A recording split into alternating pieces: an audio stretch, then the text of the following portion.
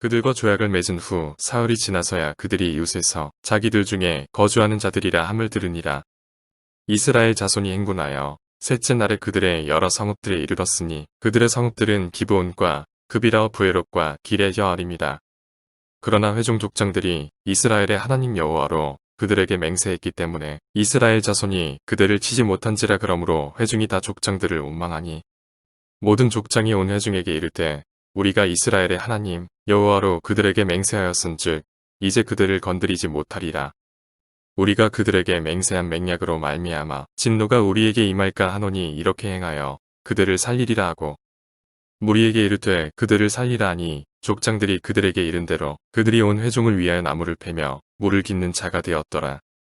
여호수아가 그들을 불러다가 말하여 이르되 너희가 우리 가운데에 거주하면서 어찌하여 심히 먼 곳에서 왔다고 하여 우리를 속였느냐. 그러므로 너희가 저주를 받나니 너희가 대를 이어 종이 되어 단의 하나님의 집을 위하여 나무를 패며 물을 깃는 자가 되리라 하니 그들이 여호수아에게 대답하여 이르되 당신의 하나님 여호와께서 그의 종 모세에게 명령하사 이 땅을 다 당신들에게 주고 이 땅의 모든 주민을 당신들 앞에서 멸하라 하신 것이 당신의 종들에게 분명히 들림으로 당신들로 말미암아 우리의 목숨을 잃을까 심히 두려워하여 이같이 하였나이다. 보소서 이제 우리가 당신의 손에 있으니 당신의 의향에 좋고 옳은 대로 우리에게 행하소서 한지라. 여호수아가 곧 그대로 그들에게 행하여 그들을 이스라엘 자손의 손에서 건져서 죽이지 못하게 하니라. 그날에 여호수아가 그들을 여호와께서 택하신 곳에서 회종을 위하며 여호와의 제단을 위하여 나무를 패며 물을 깃는 자들로 삼았더니 오늘까지 이르니라. 안녕하세요. 오늘도 우리 하나님께서 우리의 생명을 연장하시고 또 새날을 맞게 해주셨습니다. 여전히 날씨가 차가운데요. 오늘 또 건강 조심하시고 혹이라도 외출하실 때 넘어지지 않도록 조심하시기 바랍니다. 오늘 우리 함께 나눌 하나님의 말씀은 여호수아가 멀리서 왔다는 사람들과 화친 조약을 맺고 맹세까지 한 이후에 있었던 일에 대한 말씀입니다.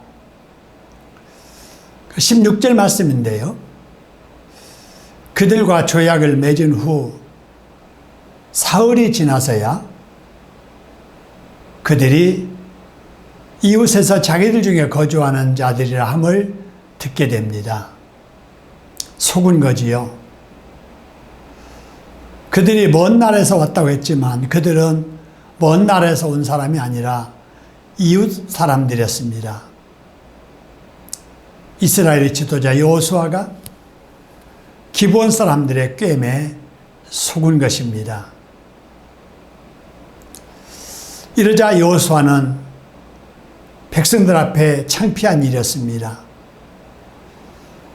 그리고 하나님께 송구한 일이었지요. 그래서 지금까지 되었던 일들, 없었던 일로 하고 싶었을 겁니다. 아니, 지우개가 있다면은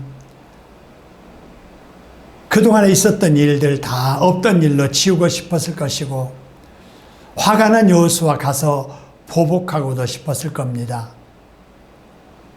그런데 19절의 말씀 보니까 여호수아는 그들을 건드리지 못합니다. 그들을 살리리라고 말씀을 합니다. 그래서 살려주게 되지요.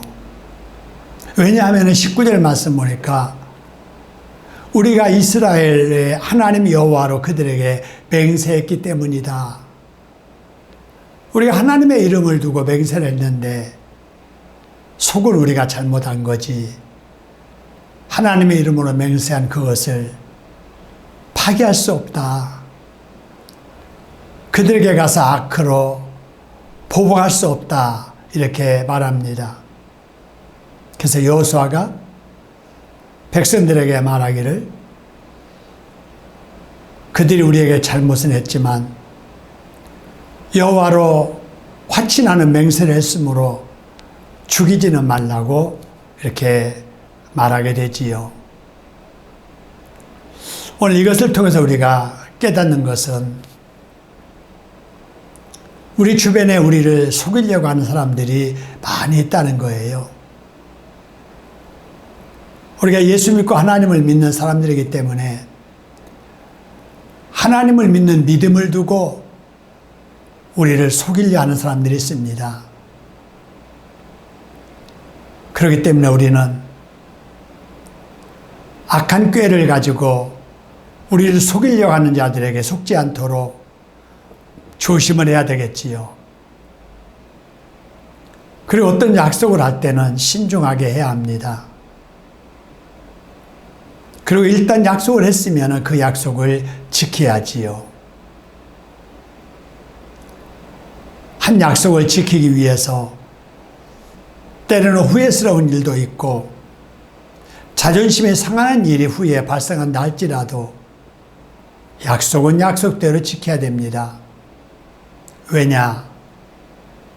약속을 하고도 지키지 않으면 하나님께서 진노하시기 때문이지요. 여러분, 우리는 약속은 신중하게 해야 됩니다. 악한 자에게 속지 않도록 신중해야 되지요. 그러나 일단 약속한 것은 지키려는 우리가 돼야 됩니다. 그러면 남을 속여서라도 화친하고 맹세를 받으면 다 되는 것인가? 그렇게 생각할 수 있겠지요. 근데 23절의 말씀 보니까 그러므로 너희가 저주를 받나니 그랬습니다. 그러므로라고 하는 것은 너희들이 진실하지 못하고 여호수아를 이스라엘 백성들을 속여서 맹세를 받았기 때문에 죽임을 당하지는 않았지만은 사는 동안 저주를 받아야 된다라고 이렇게 말하는 거예요. 그래서 약속은 지켜야 되는 거지요. 그럼 그 저주가 뭐였느냐? 너희가 대를 이어서 종이 되어라. 다 하나님의 집을 위하여 나무를 패며 물을 깃는 자가 되라. 이렇게 말을 하게 됩니다. 그래서 그들은 여호수아를 속인 죄로 인하여 평생 동안 대대로 나무를 패며 물을 깃는 종으로의 삶을 살게 됩니다. 이를 통해서 우리가 얻을 수 있는 교훈은 자존심의 상해도 약속은 지켜야 된다는 거, 그리고 손해보는 일이 생겨도 약속은 지켜야 된다는 거, 또한 남을 속이지 말아야 된다는 거, 남을 속여서 뜻을 이룬다 할지라도 그 결과는 복이 되지는 못한다는 겁니다. 그래서 그들의 후손들까지 대대로 종이 되어 살게 되었던 거지요. 이를 보면서 우리는 후손들에게 복이 되는 부모들이 되어야 할 겁니다. 축복의 통로로 살아가야 되겠지요. 이 말씀 붙잡고 우리가 기도해야 될 것은, 하나님, 주변에 악한 자가 많은데 그들에게 속지 않고 살게 해주소서. 속지 않고 살기 위해 기도하며 하나님께 물으며 살게 하소서. 약속을 신중하게 하게 하시고 일단 약속한 것은 반드시 지키며 살게 해주소서. 그리고 후손들에게 축복의 통로가 되는 부모가 되게 하소서. 그렇게 기도하시고요. 오늘도 추위와 코로나를 이기며 사는 은혜를 덧입혀달라고 기도하시길 바랍니다. 오늘도 하나님의 은혜가 여러분의 심령과 여러분의 가정에, 여러분의 자녀들에게 충만하기를 축복합니다. 사랑합니다.